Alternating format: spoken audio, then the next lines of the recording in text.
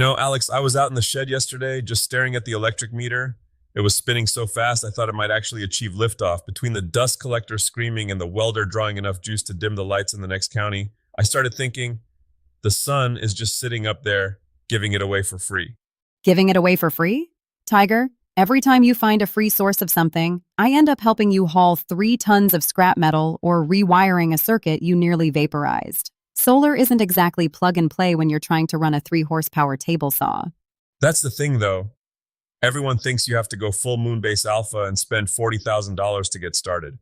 But I've been digging into the guts of this stuff. It's like joinery. If you understand the physics of how the pieces lock together, the rest is just keeping your fingers out of the blades. I want to talk about actually harvesting that light for the Tiger Den.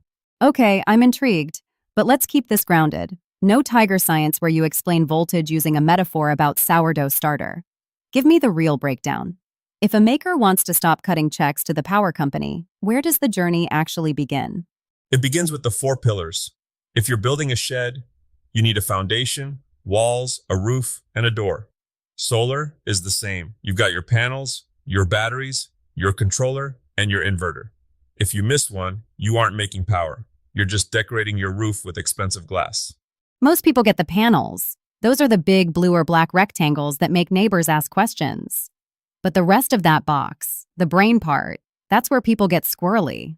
And that's where the trouble usually brews. See, the panels are just the mouth. They eat the sunlight. But the electricity they produce is DC, direct current. It's raw. Most of our shop toys, the drills, the lathes, the fancy espresso machine you insisted we put in the break room, they want AC, alternating current. Right, so the inverter is the translator. It takes that raw DC and turns it into the 110 or 220 volts our tools actually understand. But what about the controller? You mentioned that was the brain. Think of the charge controller as the bouncer at a club. Your solar panels are the crowd outside trying to push in. Your battery is the club. If you let everyone in at once, the battery gets overwhelmed, heats up, and basically decides to retire early. The controller makes sure the power flows in at a rate the battery can handle. Without it, you'll cook your batteries faster than a cheap steak on a hot engine block. Speaking of batteries, I saw you looking at some old car batteries in the corner of the shop last week. Tell me you aren't planning on using those. Guilty as charged.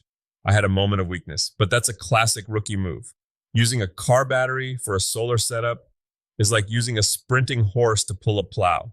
A car battery is designed to give one massive, heart-stopping burst of energy to start an engine, and then it spends the rest of the day being recharged by the alternator. And solar isn't a sprint.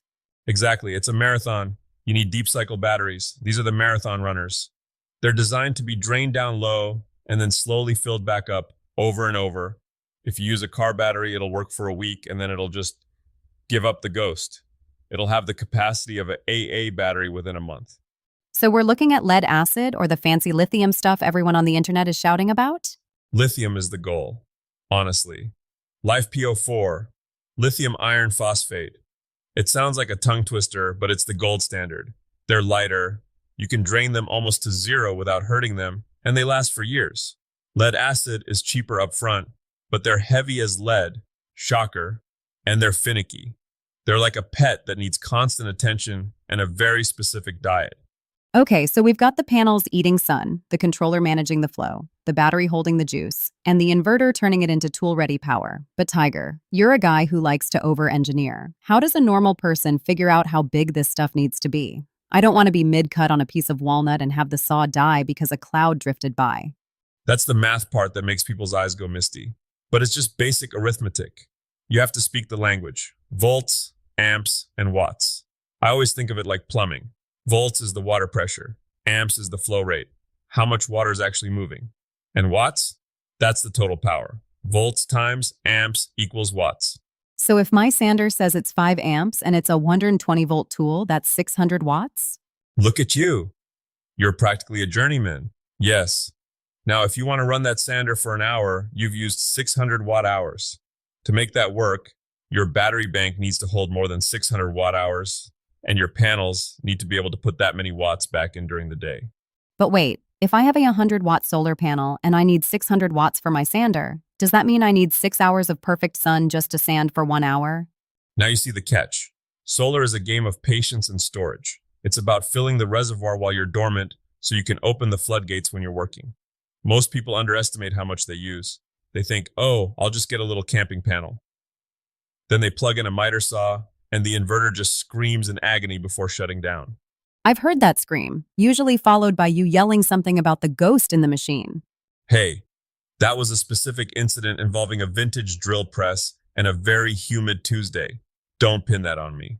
Since we're talking shop, let's talk aesthetics and efficiency. I see some panels that look like blue graph paper and some that are pure, deep black. Is that just a fashion choice for the roof, or does the color actually matter? It's not just for looks, though the black ones, the monocrystalline, do look pretty sharp. They're made from a single crystal structure. They're more efficient, especially when space is tight. The blue ones, polycrystalline, are made from fragments. They're like the OSB of the solar world. They work well, they're cheaper, but you need more of them to get the same punch. If you've got a massive barn roof, go blue and save the cash. If you're trying to power a tiny shed, go black. And what about placement? I see people putting these things in the shade of a tree and then wondering why their phone won't charge. Oh, the shade is the silent killer. It's not just that the shaded part stops working. In some older panel designs, one leaf over a single cell can choke the performance of the whole string. It's like a kink in a garden hose. You want them facing south, if you're in our neck of the woods, at an angle that matches your latitude. I once saw a guy mount his panels flat on the ground because he didn't want to mess with the wind. Within an hour, they were covered in grass clippings from his mower. Not his finest hour. I can imagine. Okay, so we've got the hardware sorted.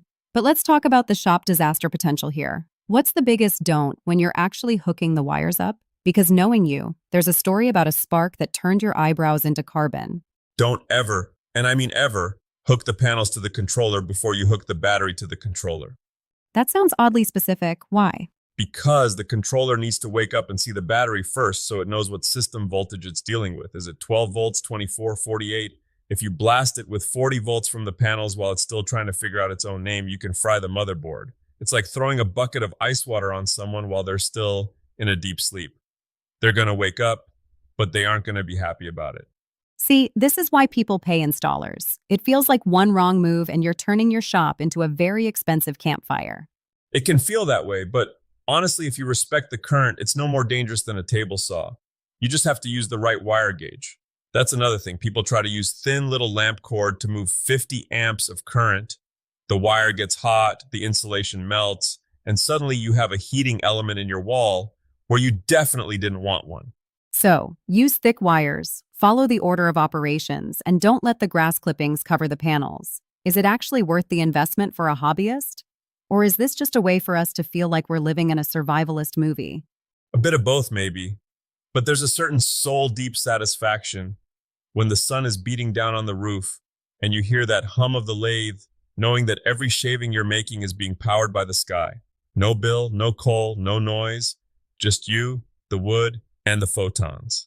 I'll admit, that does sound pretty poetic, even for a guy who once tried to use a leaf blower as a forge bellows.